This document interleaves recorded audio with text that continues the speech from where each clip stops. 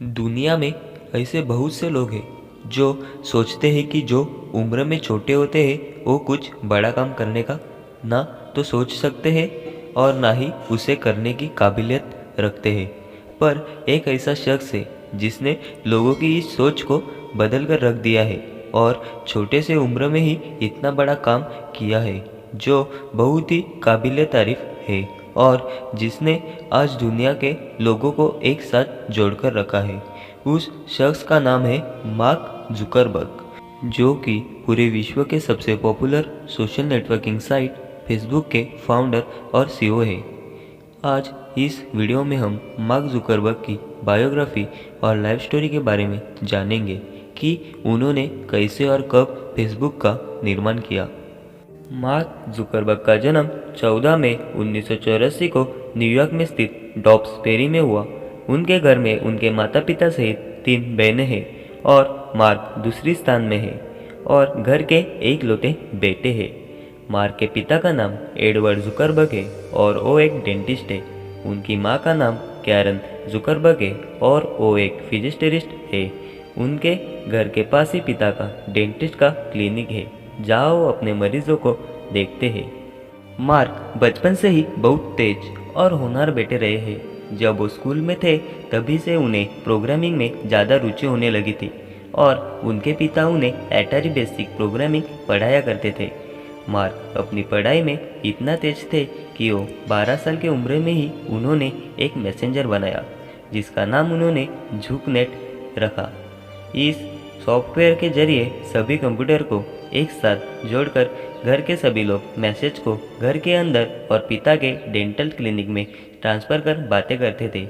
उनके पिता ने इस सॉफ्टवेयर को अपने कंप्यूटर में इंस्टॉल कर अपने क्लिनिक में इस्तेमाल किया करते थे और उनकी रिसेप्शनिस्ट उस मैसेंजर के जरिए उन्हें नए मरीज की आने की खबर देती थी। मार्क जुकरबर्ग की इस काबिलियत को देखकर उनके पिता ने उन्हें बढ़ावा दिया और उनके लिए एक कंप्यूटर टीचर को बुलाया जो उन्हें प्रोग्रामिंग सिखाते थे।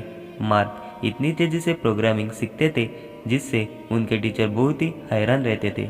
इतनी छोटी सी उम्र में जहाँ बच्चे पढ़ाई पर ज़्यादा ध्यान नहीं देते थे और खेल कूद में मन लगाते हैं, उसी उम्र में मार्क सिर्फ मस्ती करने के लिए अपने दोस्तों के लिए वीडियो गेम्स बनाया करते थे।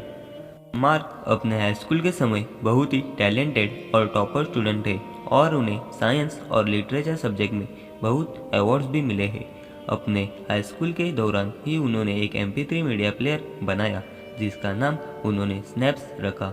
एक ऐसा प्लेयर था जो प्लेलिस्ट अपने आप ही तैयार करता था जो इसका इस्तेमाल करने वाला यूज़र सुनना चाहता था। IT giant software company Microsoft और AOL इस मीडिया प्लेयर में रुचि दिखाने लगे और उसे खरीदने के लिए उन्होंने मार्क को बहुत से पैसे ऑफर किए, मगर उन्होंने इसे एक्सेप्ट करने से मना कर दिया। अपने स्कूल की पढ़ाई पूरी करने के बाद मार्क आगे की पढ़ाई करने के लिए हार्वर्ड यूनिवर्सिटी में दाखिला लिया।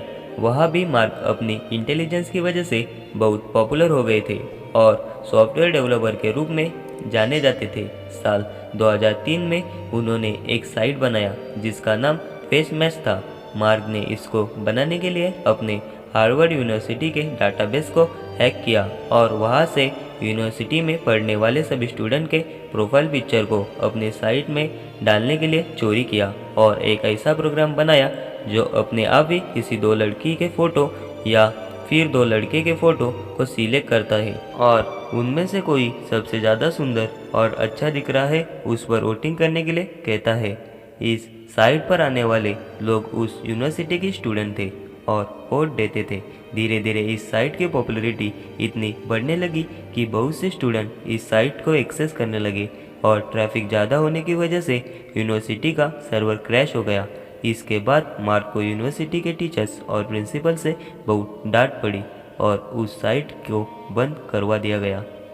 तो चलो गाइज, हम जानते हैं फेसबुक की शुरुआत कहाँ से और कैसे हुई।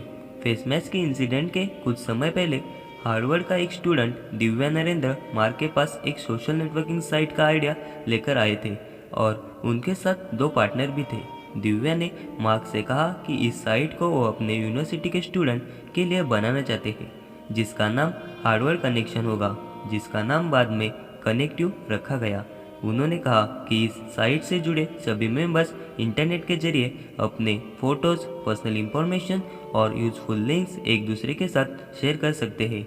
मार्क ने इस आइडिया को सुनकर तुरंत हाँ कर दिया और उनके साथ काम करना शुरू कर दिया।